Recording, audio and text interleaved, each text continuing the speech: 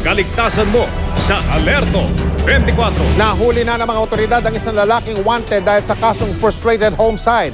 Ang suspect ang itinuturong pumalo sa ulo ng isang 20 anyos na biktima na nauwi sa pagkabalda ng kalahati ng kanyang katawan.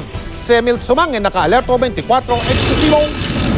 Ang target area, San Rafael Subdivision, Barangay Ampid 1, San Mateo, Rizal. Hindi, dumiretso lang kami, wala kami kinananan. CIDG, Detection and Special Operations Division, ang inatasang humuli sa suspect. Hindi niya alam yung shortcut na... Sana po, sa Praiso. Alam mo? Opo. Alam mo yun? Opo. Di kayo na mauuna. Susunod na lang kami. Ilang metro ang layo sa target area, bumaba ang asset ng sasakyan para ispatan ang construction site kung saan nagtatrabaho ang suspect. Sinundan na siya ng nakasibilyang pulis. Bande. Pagpasok sa main gate ng subdivision, bumitaw na ang asset. Dito na nagbabaan ang arresting team. Sa dulo ng kalsada kung saan isang bayang ginagawa, makikita raw ang suspect. Ilang saglit pa. Dapa! Kaposas! Agad na nadakip ang suspect na si Cesar Resuena alias Jojong Bungo. Hindi na ito nakaporma ng pusasa ng mga pulis habang nasa ibaba ng hinuhukay niyang lupa. Inaresto si Resuena sa bisa ng warrant of arrest dahil sa kasong frustrated homicide. Si Jojo po, maraming niyang kawigan. Pero siya na yan. Upo siya yan.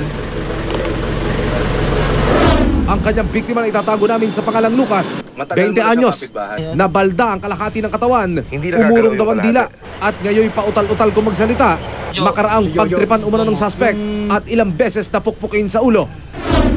Nakaupo lang po ako, ibiglang po sa akin, lumapit na sa akin na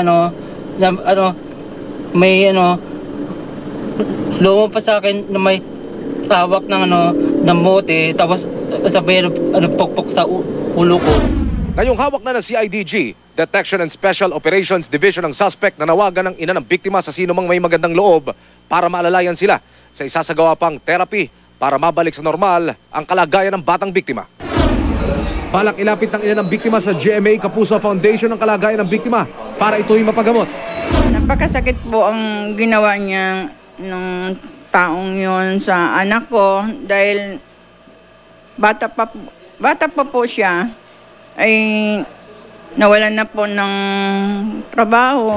Lang po sana na tulungan niyo po ako na po ang ko akalating yung katawan ko magamot. Ang CIDG naman, nagpasalamat sa mga concerned citizen na nagbigay ng impormasyon sa kinaroroonan ng suspect. Kami po ay humihingi ng tulong sa inyo na kung may nalalaman po kayo, agad pong isangguni sa aming opisina dito sa CIDG at kami po ay dagli naman ay mag-respond sa inyong impormasyon. Emil Sumangin, Alerto 24. Makikipag-ugnayan na po ang GMA Kapuso Foundation sa pamilya ng biktima para alamin kung paano siya matutulungan.